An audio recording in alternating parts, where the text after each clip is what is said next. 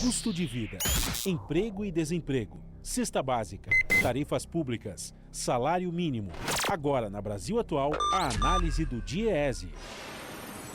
E no Jornal Brasil Atual nós conversamos agora com Fausto Augusto Júnior, que é diretor técnico do DIEESE. Bom dia, Fausto. Bem-vindo mais uma vez. Bom dia, Rafael. Bom dia a todos. Fausto, vamos falar sobre o susto que o mercado financeiro tomou, né? Ontem os mercados financeiros no mundo inteiro operaram com forte apreensão por um possível efeito dominó após a quebra de 2 bancos nos Estados Unidos em pouco mais de 3 dias. Né? Investidores passaram a temer a repetição da crise de 2008, que começou com a falência do Lehman Brothers, também lá nos Estados Unidos. O Joe Biden, inclusive, fez um pronunciamento acalmando a população e garantindo que todos os depósitos estariam garantidos pelo governo. O Silicon Valley Bank da Califórnia e o Signature Bank de Nova York foram fechados por autoridades após elas constatarem que essas instituições não tinham recursos para garantir os depósitos feitos por seus correntistas. Economistas avaliam que um dos motivos que levaram a essa situação foi a política monetária colocada em prática pelo Federal Reserve, o Banco Central dos Estados Unidos, que passou a aumentar a taxa de juros para controlar o aumento da inflação no país. Aliás, é um remédio muito parecido com o que está sendo usado aqui pelo nosso Banco Central. E alguns analistas dizem aqui no país que esse tipo de acontecimento nos Estados Unidos pode ajudar a economia brasileira, acelerando um ciclo de redução da taxa básica de juros aqui no Brasil, a Selic. Fausto, eu queria que você explicasse para os nossos ouvintes, porque isso parece ser muito complicado, mas como um aumento da taxa de juros nos Estados Unidos pode impactar a economia no Brasil e se isso realmente pode acontecer num efeito dominó com outras instituições financeiras por lá? Bem, Rafael, a gente primeiro vai precisar esperar um pouco aí, entender o que está acontecendo ali no Vale do Silício, no sistema financeiro americano. É claro que a quebra de um banco nos Estados Unidos, como a gente assistiu em 2008, ela pode se contagiar, ou seja, você pode assistir aí um fenômeno que levou, por exemplo, à crise de 2008 e 2009, e que foi uma crise sistêmica do sistema financeiro internacional. Agora chama a atenção, né, que desde 2008, uma das grandes discussões que vários especialistas, inclusive nós fizemos naquele momento, foi que era importante a gente regular o sistema financeiro global. Essa foi uma discussão feita inclusive pelo próprio FMI, foi feita pelo Banco Mundial, foi feita em todos os espaços aí do G20, mas no final das contas, aí passado quase 15 anos, não teve regulamentação global efetiva como deveria ter sido feito. Então, toda vez que se tem uma quebra de banco num país como os Estados Unidos, a economia mundial inteira fica apreensiva. Eu acho que é isso que nós estamos assistindo agora. Na prática, tudo indica que são casos bastante diferentes, e é muito interessante, porque nesse caso, no caso do Silicon Valley Bank, a questão é até o oposto. Na verdade, o que acontece é que o banco quebra porque ele se garantiu em cima de títulos americanos, e só que títulos americanos de longo prazo, com uma taxa de juros baixa, e aí quando subiu os juros, ele não conseguia, inclusive, bancar as retiradas dos próprios correntistas. E aí tem um problema efetivo que a gente conhece já há muito tempo, né, do ponto de vista econômico, do sistema financeiro. O sistema financeiro é baseado em confiança, e a partir do momento que um conjunto aí de depositantes, em especial empresas, né, das chamadas startups, se sentiram ameaçadas do seu recurso, começaram a retirar o dinheiro do banco, e aí o banco quebra. Isso é uma constatação. O banco perdeu credibilidade, a tendência dele quebrar é bastante grande. E aí o sistema americano foi rapidamente, interviu no banco. Eu acho que esse é um debate que a gente ainda vai ver, não temos muita certeza do que vai acontecer, vamos ter que assistir aí, esperar um pouco como é que vai avançar. A quebra de um segundo banco, aí sim é mais preocupante, porque aí você tem 2 bancos em sequência quebrando, mas o sistema financeiro americano é muito diferente do brasileiro, né? Nós estamos falando de uma economia que tem uma pulverização bancária bastante significativa. Então, bancos abrem e bancos fecham nos Estados Unidos com muito mais constância do que acontece aqui no Brasil, por exemplo, em que a gente tem um mercado financeiro basicamente dominado por 4 grandes bancos. Quando a gente olha, então, para a taxa de juros nos Estados Unidos e para a taxa de juros no Brasil, o que pode acontecer? Bem, aventa-se a possibilidade que essa quebra de banco nos Estados Unidos possa levar o Fed, o Banco Central Americano, a baixar sua taxa de juros. Bem, se isso acontece, sim, é possível que isso impacte e colabore para baixar a taxa de juros aqui no Brasil, uma vez que nós estamos falando aí de rolagem da dívida. Rolagem da dívida, o que é? O Banco Central pega, ele emite títulos a partir de uma taxa, a taxa Selic, normalmente, e essa emissão de títulos, ela rola a dívida do Brasil. Você está o tempo todo resgatando, um conjunto de credores do Brasil estão resgatando dinheiro, e o Brasil está rodando novos títulos e estão vendendo. Conforme a taxa de juros lá nos Estados Unidos abaixa, a exigência de um juros mais alto para rolar a dívida aqui no Brasil, ela também diminui. E isso ajuda a entender, aí não tem a ver com inflação, aí tem a ver com rolagem de dívida, que o capital internacional vai atrás da onde ele dá maior rentabilidade e segurança. Quando a taxa de juros dos Estados Unidos cai, que é um país seguro, em que você aporta recursos ali quando vai atrás de segurança, há uma tendência de você migrar recursos para outros países, como é o caso do Brasil. Então, existe sim a possibilidade de impactar, tanto do ponto de vista de acelerar um eventual movimento de redução da taxa de juros aqui no Brasil, mas principalmente de atração também de recursos para a economia nacional em vários sentidos. Agora, esse é um debate bastante difícil, Rafael, porque vai depender muito do que significa essa crise, que, vamos lembrar, né, quando quebrou o Lehman Brothers também, nos primeiros dias, todo mundo fica olhando meio assim o que está acontecendo, há sempre um movimento generalizado do mercado de pânico de um lado e de outro das autoridades dizendo que não aconteceu nada. Os próximos dias vão indicar para a gente o que isso significa.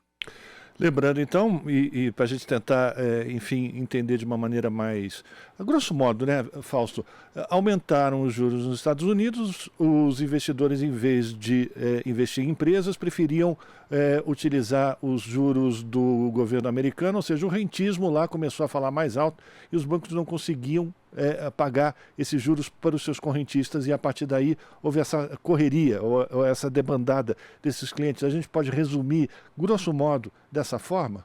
O rentismo foi um dos responsáveis por isso que aconteceu nos Estados Unidos? Tem a ver sim com isso, tem a ver com o fato dessas empresas, dessas startups, elas precisam buscar recursos, enfim, elas estão buscando recursos o tempo todo no mercado financeiro, e quando a taxa de juros nos Estados Unidos sobe, elas tiveram mais dificuldade de atrair recursos para os seus investimentos. E aí qual o movimento, e por que elas tiveram mais dificuldades?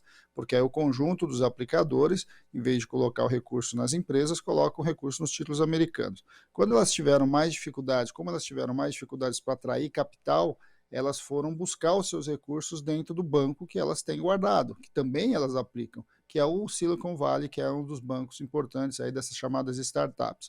Quando elas começaram a retirar esse recurso, na prática esse recurso não tinha vazão, porque esse recurso na verdade estava alocado em títulos públicos de longo prazo. E aí começa-se um pânico entre essas empresas, mais empresas vão tentar buscar o seu dinheiro. Primeiro as primeiras vão para buscar dinheiro para se financiar, mas logo em seguida, quando começa a ter problemas para retirar esse dinheiro, há uma contaminação da segurança, da expectativa, e aí um conjunto de outras empresas vão buscar o seu dinheiro. Agora, Rafael, eu acho que a gente tem que olhar para esse fenômeno, e poucos analistas têm chamado a atenção, porque na verdade nós já vivemos outras bolhas, e a primeira grande bolha que a gente assistiu nesse mundo aí do Vale do Silício foi no ano 2000, a famosa bolha das .com, quando a Nasdaq passou dos 5.000 pontos, depois ela estourou, e aí você teve uma quebradeira bastante grande dessas empresas de tecnologia. De alguma forma, olhar para a quebra do Silicon Valley significa também a gente olhar com mais atenção para o que está acontecendo no chamado mundo aí das startups, nessas empresas chamadas empresas de tecnologia, que elas inflaram, né? Você teve uma bolha ao longo da pandemia. A tecnologia, esse mundo virtual, cresceu muito ao longo da pandemia e agora nós estamos aterrissando no mundo real. Esse mundo da tecnologia está diminuindo e, de alguma forma, o mundo real vai ocupando seu papel novamente pós-pandemia. Isso está impactando não só esse banco, mas está impactando o conjunto das empresas de tecnologia. É só a gente olhar os prejuízos que a Netflix, por exemplo, tem apontado, as demissões de empresas grandes como a Microsoft, como a Amazon, como enfim, como a Apple, a gente está vendo um conjunto de grandes empresas do setor de tecnologia passando por um momento de ajuste. Eu diria que é bom a gente prestar atenção neste mundo startup aí, que é um mundo que está muito badalado, que foi um mundo que de alguma forma na pandemia ela cresceu muito, e cresceu porque as pessoas não podiam sair de casa e de certo modo adentraram de maneira efetiva para o mundo virtual, mas agora há uma reacomodação no pós-pandemia nesta economia virtual. E aí impacta muito esse mundo das startups. Então, não é uma figura, não é um mero acaso que o banco que entra em dificuldade é o Silicon Valley Bank lá nos Estados Unidos.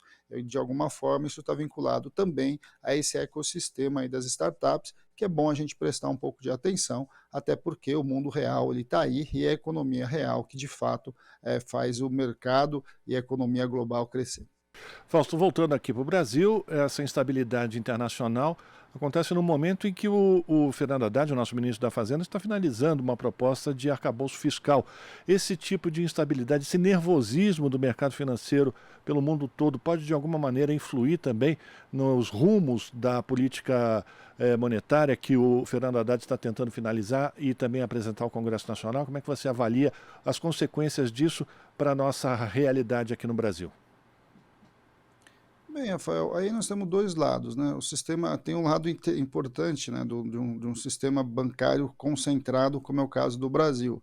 É um sistema muito rígido, né? Ele é muito parrudo, assim, ele é muito seguro. Os bancos brasileiros, em grande medida, são grandes bancos alavancados e que, de alguma forma, têm pouco espaço. É muito difícil você imaginar um grande banco brasileiro quebrar, como a gente está assistindo com os pequenos bancos americanos. Então, eu acho que, do ponto de vista de a gente olhar o sistema financeiro, de alguma forma, o impacto é sempre menor. Mesmo na crise de 2008, a crise financeira aqui no Brasil foi bastante limitada. Já do ponto de vista do crescimento, do ponto de vista de pensar o que pode vir a acontecer, aí vai depender muito do grau, de fato, de uma crise como essa. Porque isso tem a ver com segurança, isso tem a ver com expectativa, isso tem a ver ali como que os recursos que estão rodando pelo mundo vão se realocar aí a partir desse episódio. Quando a gente olha para essa questão, de certo modo, a gente tem que olhar com mais atenção para a economia global como um todo. A economia global já vem sofrendo bastante problemas, dificuldades por conta da pandemia, o seu retorno, inflação na Europa e uma guerra, né? Uma guerra que já passou de um ano ali entre Ucrânia e Rússia, que está impactando tudo isso. Agora você já tem um outro fenômeno nos Estados Unidos, então tudo isso deixa tudo muito instável, né? E aí isso tem a ver com a atração de capital, ou seja, como é que o Brasil, de certo modo, vai construir mecanismos para que recursos externos possam vir para investir aqui no nosso país.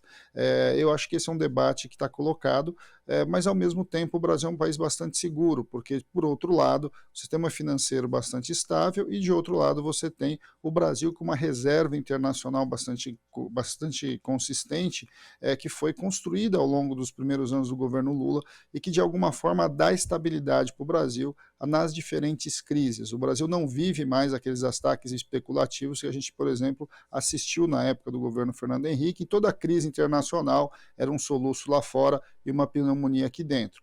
Eu acho que isso é uma coisa que a gente, de certo modo, superou. Agora tem que prestar atenção, né? Esses momentos são momentos em que o mercado fica bastante agitado e que a gente precisa olhar ali com bastante cuidado e tomar as decisões corretas ali em função ali de como as coisas vão se colocando. E aí nós temos um debate muito sério aqui no Brasil, que é a taxa de juros, a questão do Banco Central autônomo e como a Fazenda e o Banco Central vão se relacionar num projeto de desenvolvimento que precisa aportar na economia real.